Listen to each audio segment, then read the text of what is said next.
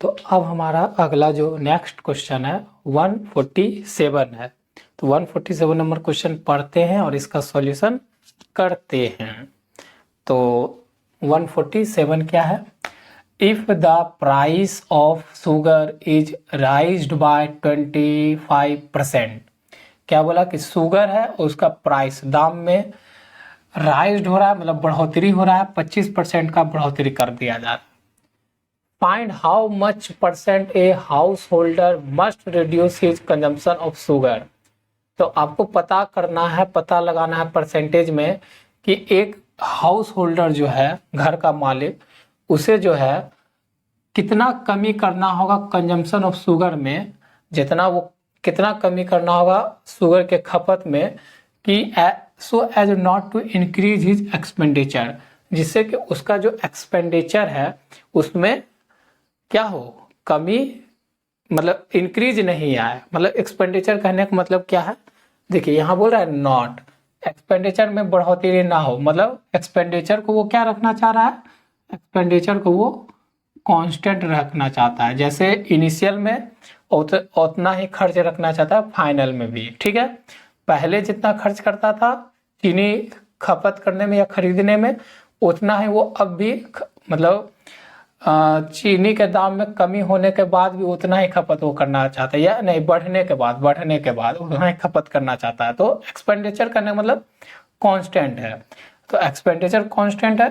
तो ऐसा क्वेश्चन हम लोग बहुत किए हैं और करेंगे जब तक कि हम लोग सीख ना जाए। तो चलते हैं, आते हैं परसेंटेज 25% को पकड़ लिए। इसका पहले फ्रैक्शन वैल्यू सब बता दीजिए बच्चे लोग। 1/4 आ गया। ये क्या होता है, ये आपका होता है ओरिजिनल, क्या होता है प्राइस है तो प्राइस लिख लीजिए। और ये क्या होता है 1 किसके बराबर होता है, 25% इंक्रीज के बराबर हो गया। ठीक है, तो हमारा क्या है, लिख लेते हैं इनिशियल और फाइनल के बीच में कंपैरिजन है। ठीक है, तो प्राइस कितना बढ़ जा रहा है, कोई प्राइस ओरिजिनल प्राइस कितना रहा होगा 4, उसमें कितना का राइज हो रहा है 25%। 25% का मतलब 1, तो 1 राइज होगा 4 में कितना बनेगा 5। ठीक है, अब कंजम्पशन और इसका मल्टीप्लाई हमारा क्या होता है एक्सपेंडिचर। तो ये तो क्वेश्चन बोल रहा है कि एक्सपेंडिचर क्या रखना चाहता है, वो शुरुआत में जितना उतना ही फाइनल में रखना चाहता है, मतलब कहने का मतलब वो सेम रखना चाहता है। अगर ये सेम रखना चाहता है तो हम जानते हैं कि प्राइस का जो रिलेशन हो जाता है कंजम्पशन के साथ वो कैसा होता है, इनवर्स का। मतलब दोनों का आपस में रिलेशन कैसा हो जाता है, इनवर्स का। कब, जब हमारा एक्सपेंडिचर क्या हो, कांस्टेंट हो। इफ एक्सपेंडिचर हमारा क्या हो, कांस्टेंट हो।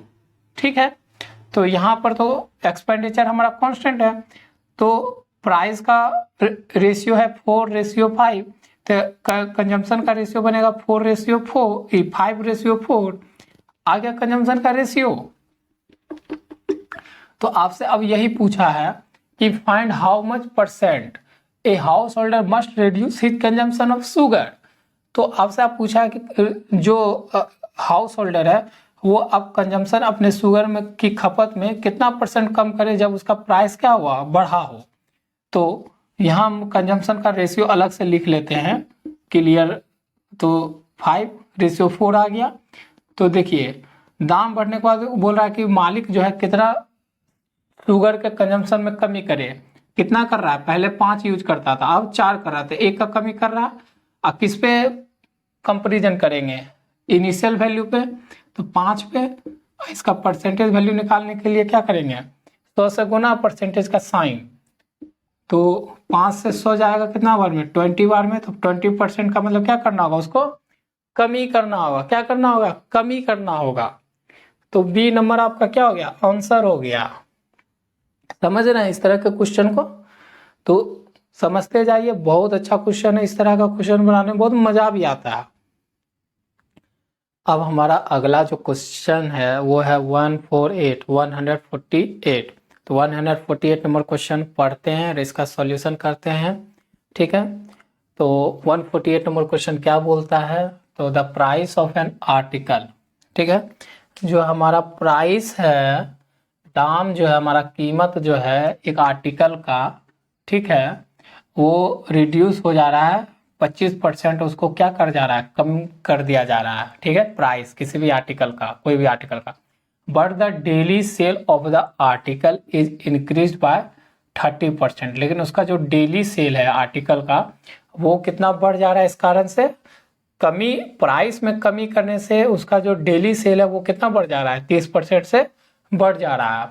तो the net effect on the daily cell receipt is, तो इस कारण से जो डेली सेल होता था उसके नेट इफेक्ट पे क्या प्रभाव पड़ रहा है ये आपको निकालना है।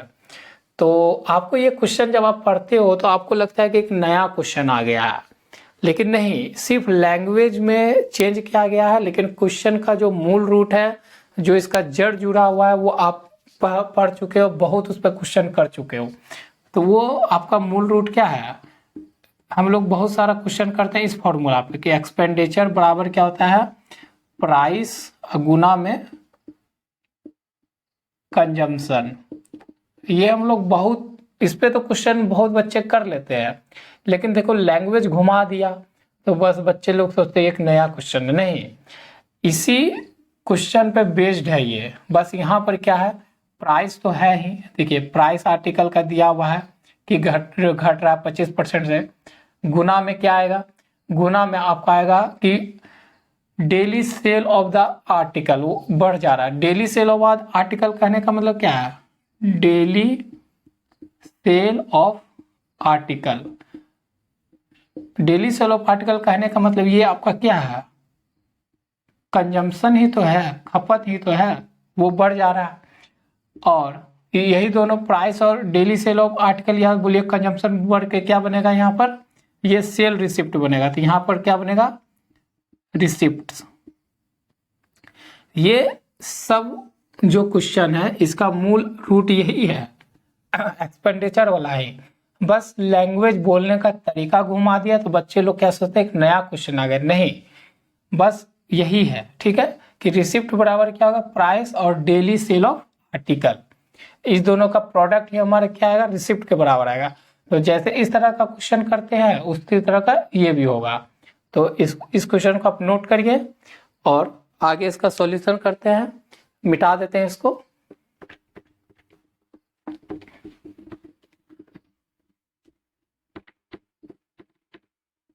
चलिए तो आइए आप क्वेश्चन पे।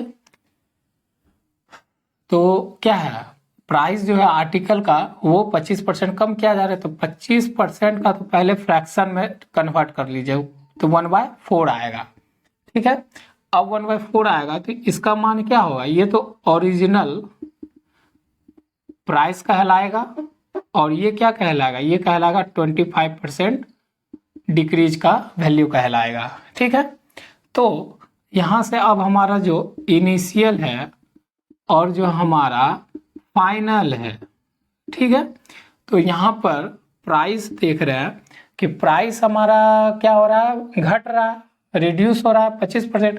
तो पहले कुछ इनिशियल प्राइस तो रहा होगा, तो इनिशियल हमारा क्या होगा 4 और उसमें 25% का कमी, तो एक मान होता है, तो एक का कमी मतलब 3 हो गया। और डेली सेल मतलब क्या हो गया, कंजम्पशन मान सकते हैं, और consumption article is increase by 30%, 30% क्या किया है, बढ़ाया गया, तो 30% का फ्रैक्शन वैल्यू क्या होगा, 3/10 होगा, 3/10 होगा। तो नीचे वाला आपका ओरिजिनल वैल्यू जो इनिशियल वैल्यू, तो इसका मतलब 10 रहा होगा, और अब क्या कर रहा है, उसको इंक्रीज कर दिया जा रहा है, तो इंक्रीज करेंगे तो 3 इंक्रीज होगा, मतलब 30% का मान क्या था 3, तो 3 बढ़ेगा ओरिजिनल में, तो कितना हो जाएगा 13 होगा, ये हो गया। अब इस दोनों से हमारा क्या बनेगा, रिसिप्ट्स बनेगा, ठीक है, ये दोनों का प्रोडक्ट से क्या बनेगा, रिसिप्ट्स। तो रिसिप्ट का क्या चेंज होगा, वो आपसे पूछा है कि net effect on the daily cell receipt क्या पड़ेगा। तो इसको गुना कर देते तो 40, इसको गुना कर देते तो 39। तो देख लीजिए ना, इनिशियल में जो रिसिप्ट का बनता था, नेट रिसिप्ट वो 40 बनता था, और फाइनल जब कुछ चेंज करने के बाद जो बन रहा है वो कितना बन रहा है, 39 बन रहा है। तो हम यहाँ से एक साफ ले लेते हैं कि रिसिप्ट का रेशियो क्या आया हमारा, इनिशियल 40 और फाइनल 39।